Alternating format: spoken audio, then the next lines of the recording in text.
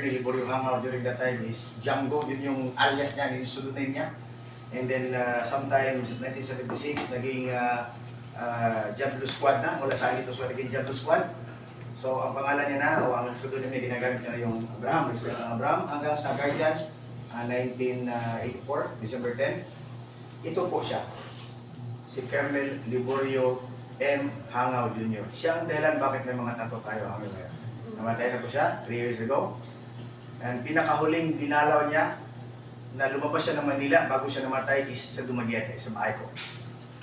Pagbalik na ng Manila, na-COVID na siya, hindi na siya nakaalis ng ibang lugar. Ang pumupunta sa bahay na lang, ngayon, dumadalaw na lang at sumasama sa amin, ang kanyang maduna, si Big G. Abraham, Liborio Hangaw Jr., ang kanyang maduna, si BMG, Sara, Brain and Mother of Bulgaria, siya ang buhay ngayon. Ito ngayon si UGMF, Isaac. Siya ngayon ang tumatakbo sa party list ng Guardians, just for the information we're ready. Alright, nandito din si UPMF Carol Magno, somewhere dito sa grupo na to, with the singing of this song.